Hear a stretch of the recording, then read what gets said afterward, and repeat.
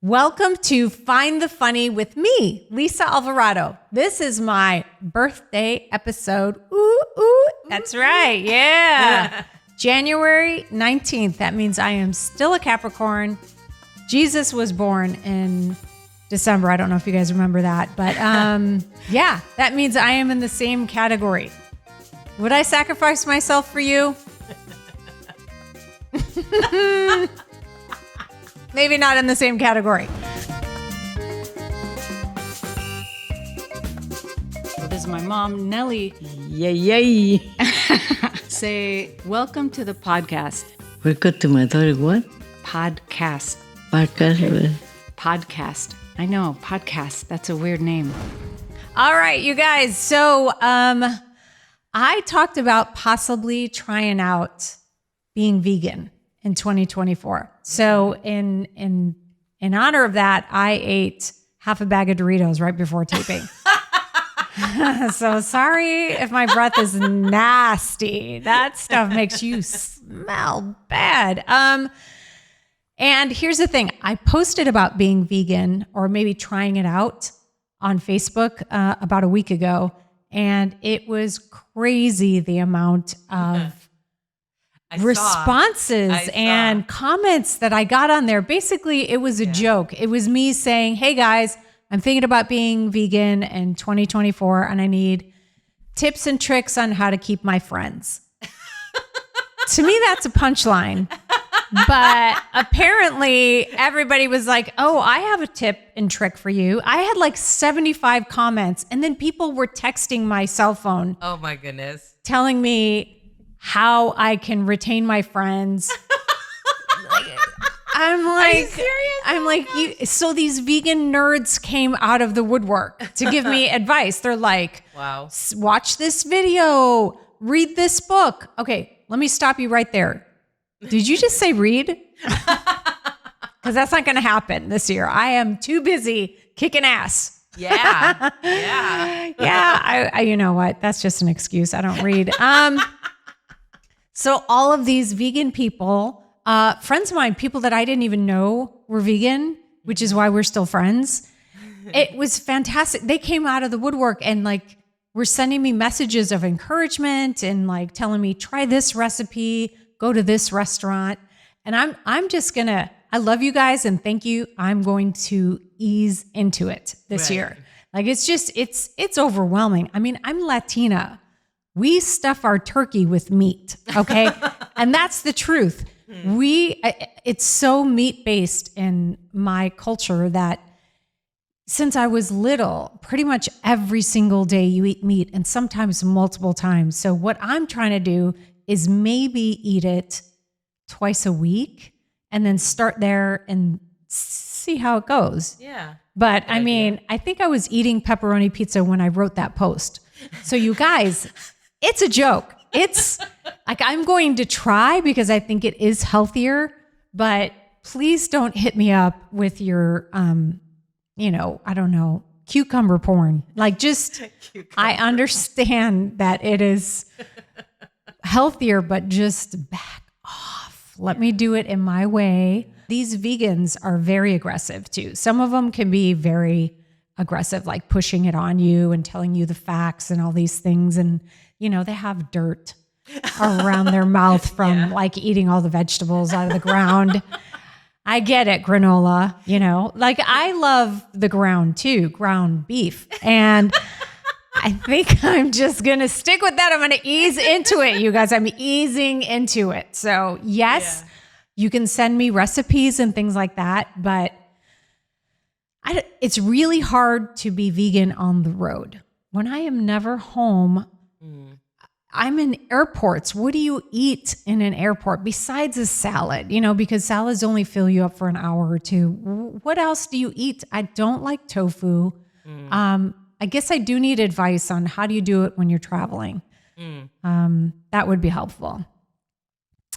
And I am also going to be going on vacation for my birthday. Woohoo! Yeah. So when you guys are watching this, I might be on a beach. Thinking about, it's cold where you're watching this. Yeah, so I'm doing some gigs and then I end up in Mexico, which I love Mexico. So I'll be in Cozumel for my birthday, just chilling. And yes, I am traveling alone. Isn't that weird? People have been like, my friends are asking me, what are you doing for your birthday? You know, where are you going? I almost always go to Mexico or, you know, some warm location. I really always want to be on a beach for my birthday. So I just yesterday, someone was like, oh, you're going on vacation for your birthday by yourself? They were feeling sorry. Yeah, the people feel sorry for me like I don't have an option. I have options of people like you could come. You could actually show up in Cozumel and buy me a drink. I will be there on January 19th. But here's the thing. I love vacationing by myself. Yeah. Like I know there's people that don't like it and don't feel comfortable, but I love it. There's so many advantages. The number one advantage of traveling by yourself is you are on your own schedule. You are not on anybody else's schedule. That means you don't have to get up when they get up. You don't have to eat when they eat. If one person wants to go hiking and the other person wants to go swimming in the beach, like you don't have to compromise. And you can just be lazy and not have any guilt about being lazy. If I want to stay up and watch a movie, I can do that. It's fantastic. Those are the upside. Everything I want to do whenever I want to do it. But the downside to going on vacation by myself is definitely safety. You know, like it is safer in numbers. If you go out of the country with somebody else, you're going to feel a little bit safer. My mom says to me often, she's like, don't go by yourself. You're going to get kidnapped. And I'm like, not at my age, Mom. At my age, they might help me walk across the street. You know, like they might go, maybe 20 years ago, we wanted you, Lisa, but now it's not like, I don't feel like I'm 100 years old, but I mean, You're not 20 either. I'm also not 20. You know, the skin is starting to change. It's getting saggy in areas. People are not looking at, I would never make it at Epstein's Island unless I were a consumer of the goods, then maybe, but no. Right. Did you hear about Sarah, did you hear about all the people on the list? Did you hear about what, oh gosh. Are you going to say Aaron Rodgers and Jimmy Kimmel? No, not Jimmy Kimmel. Oh. I loved his response though. Yeah. No, he's not on the list. No, it was the smart one. Stephen Hawking? Yes. I can't believe that I forgot Stephen Hawking. Yes. Yes, Stephen Hawking was on that list. He was. And basically was into multiple women. Wow. And while he was married, which the fact that this guy can't move and he is cheating on his wife. Yeah. If I was married to him, guess what? When you get home, you can't run. Right. I'm beating the shit out of you. Right. And you're sitting there watching it. He probably is into that. I don't know.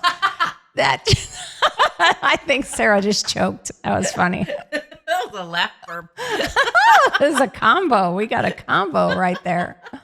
I laughed so hard I burped. Yeah. I mean, I can't believe that a dude like that, it's probably all ego. Yeah. You know what I mean? Because you can't, like, okay, say he's into it and he's, you know, doing the deed. How do you even, can he moan? I mean, it's like, you know, like there's no, he has to speak through the, How do you even know, ladies, when he's finished? How do you know? Does he tip over? What, how? I don't know, man. That's just, I don't know. I would, if I was his wife, you know what? I would probably put a timing bomb on his thing, on his on his wheelchair. So it would be his like, wheelchair? yeah, because I can't have it close because then we would both die. Oh. No, I have to wait till he wheels away and then I click the button. I see. I got you it. know, and then he's got to go 50 miles an hour or faster. Otherwise his seat's going to explode. Kind of like Speed. Did you get it? She got it now, guys. Yeah, now I'm feeling good. I'm funny. All right. Yes, so I do love traveling alone, and I can't wait to be on a warm beach on my birthday. Well, it's not my birthday yet, but just today I went to the gynecologist. Because birthday. I know not only is it my birthday, it's also her birthday, you guys. She's getting older as well. So I'm like, check out the hoo-ha. You know, I like to do that in the beginning of the year so I can get really slutty and know I'm okay.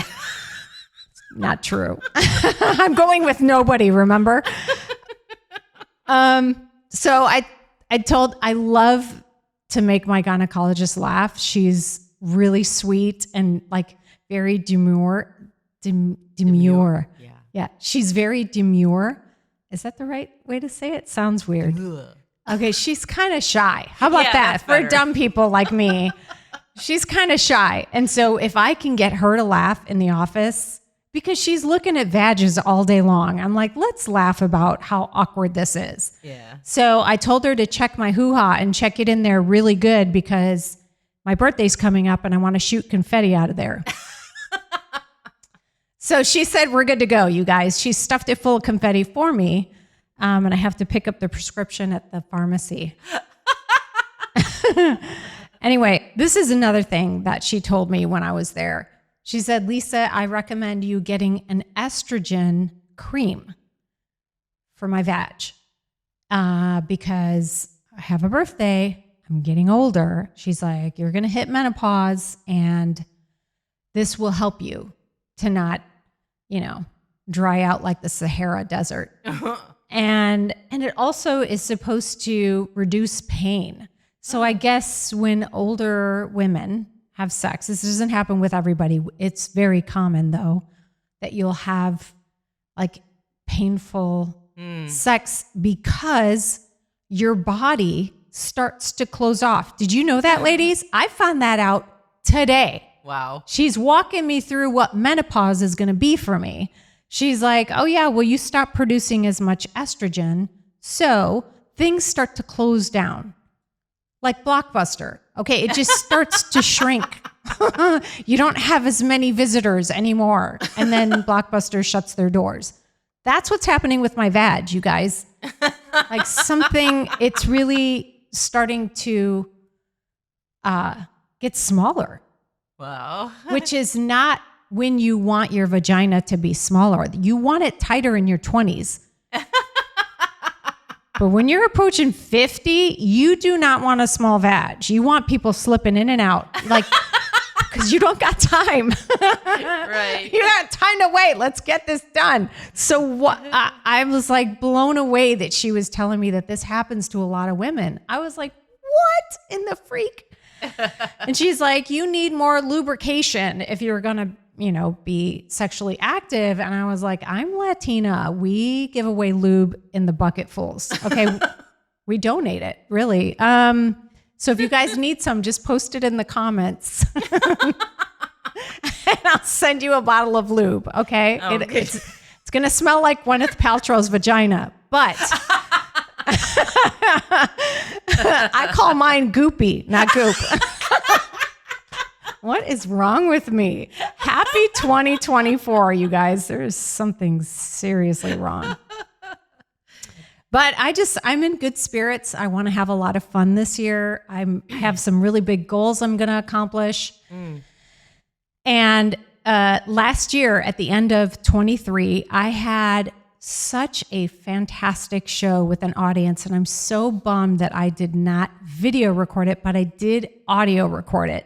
It was insane. It was one of these kinds of shows where the audience was so fun that it was like this big interaction. It was like being at a party.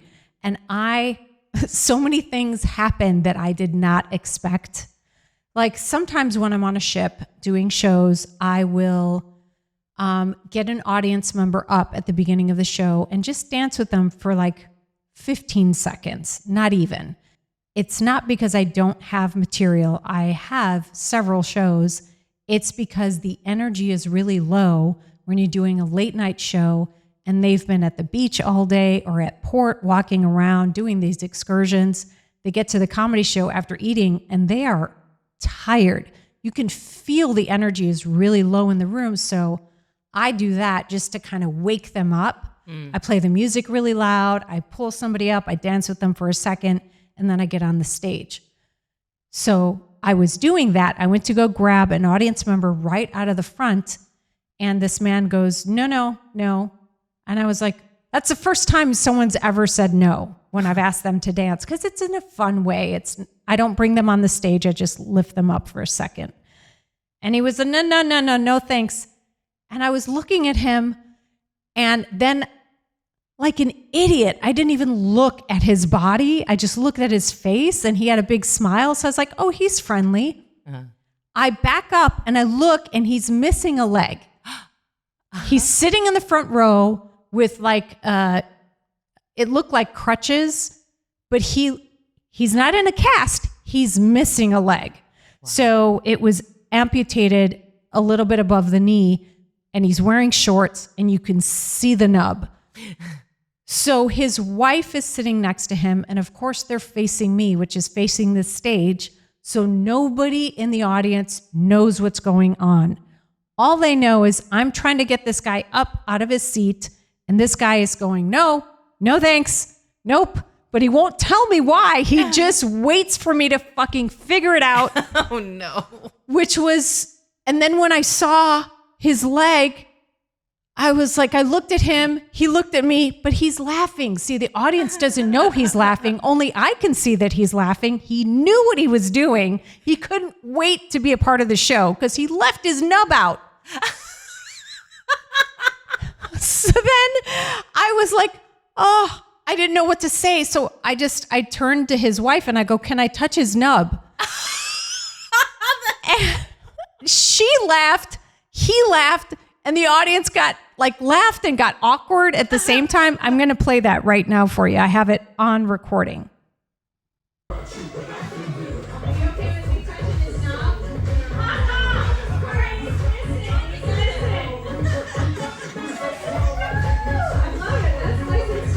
Thank you so much to throw me for a fucking loop. He doesn't have a leg. Just so you guys know, I'm gonna go grind with this guy, and he doesn't have a leg. Not any one of you are making fun of me. If you understand comedy right now, you sat in the front fucking room and set me up. You know you did that, right? Yes. Yep. I knew it. He actually admitted it. He's like, yep, I couldn't wait till you addressed my nub. Are you kidding me right now? So that's how the show starts. Right. So half the people in the audience, they don't know if I'm kidding, if he really, even to this point, he hasn't stood up. No one else except the front row can see him. So the audience in the back doesn't know if I'm lying. They don't know what's going on. So we start with a misstep. So instead of talking to them a bunch, I was like, okay, let me get them back and just reassure them that this is a regular comedy show. So I start doing my jokes. I get them back. Then toward the end of my set, I do this bit about how women fake it in the bedroom. And I also ask the men, I say to the men, how many guys fake it? And this one particular guy was so happy. So when I poll the audience, I go, by applause, how many guys fake it? This guy was so happy. He's like, whoa, I fake it. And I'm like, okay, well, now I gotta talk to him, right? Because why are you so excited about that? So here's that. Okay, men only, be honest. Guys, if you have faked it ever, even one time in your whole life, please applaud. Here we go. Thank you. Wow, you're really happy about it. Okay, good. Hear how excited? We can bring the lights down. Holy shit, did you see? There was like 5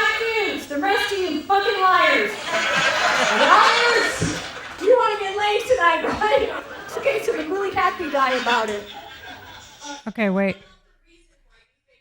Okay, so the guy that was super happy about faking it, I needed to know why and what, like, how does he fake it? So I go back and I ask him. Really happy guy about it. Yell out the reason why you faked it. He said sniper. Where the fuck were you having sex? You have an orgasm right fucking now. I don't get it. Is there a euphemism there? Like, you fake it, and then when they roll over it, then you go low.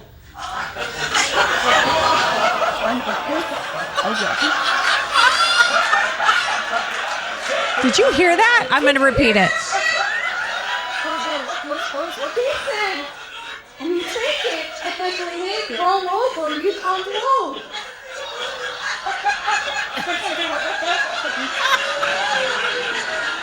Yeah, dude, just a little FYI, you might be gay.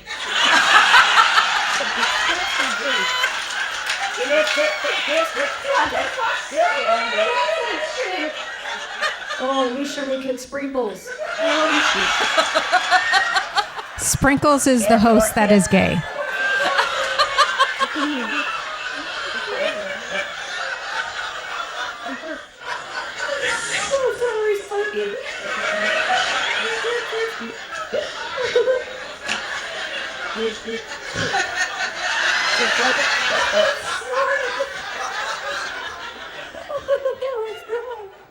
I was laughing so hard that I actually started snorting on stage. It wasn't a queef. It was definitely a snort. But guys, that is the craziest thing. So I don't know if anybody here has heard that. Have you heard that term before? Sniper? No. I think he made it up. Right. I don't know. He said that when he's having sex with his wife, who was there sitting right next to him. And I'm like, girl, shove him off the Lido deck. Right. He doesn't need to be there. So he literally admits about his wife having sex with her. He starts having sex. And then when they're done, when she rolls over, he rolls over the opposite direction and finishes. What dude does not want to finish in the hoo-ha? I mean, otherwise you're batting for the other team, buddy. I don't know if you know this, but you should just come out of the closet. So that was two different crazy incidences that happened on this show that were both off the wall, totally unexpected. And then here comes another one. I'm talking to the audience about women being able to have multiple. And so when a woman climaxes, she can have multiple climaxes in a row. It's not uncommon. Some people know this, but I'm talking about 10 times or more, double digits. This is possible. I talk about this in my comedy special that's coming out. So anyway, I poll the audience and I ask the women to prove it to the men because a lot of men don't believe that. And this particular woman, she's this gray-haired black woman, maybe 2-3 rows back. She was fantastic, the best sense of humor, but she was the loudest in responding. So here's her response. How many women in here will admit by applause that you have gone 10 or more times in a row? You out there? That's it? You don't even know. Who's your partner? Are they here? Oh, are you still with us? No, they died. They died. That's fucking suffocating. So I said you killed him in between your legs. You suffocated him.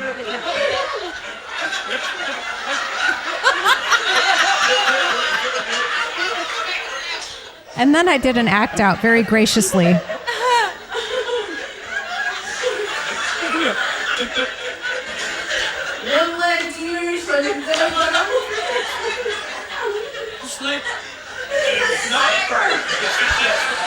And then the audience calls back, he was a sniper. So, so I talked to this woman and she's like, oh, he's the best lover. He's amazing and all this stuff. I go, so where's your partner? Where's your guy? Is he here? She's like, no. And I go, oh, where is he?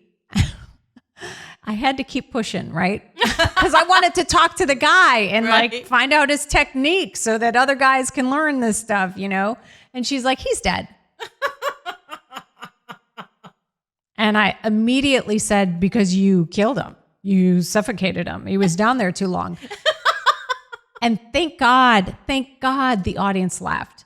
And that was really important that she laughed. She had a great sense of humor about it. She wouldn't have volunteered if she didn't, if she was still like healing over it. She was doubled over laughing, which allowed the rest of the audience to laugh.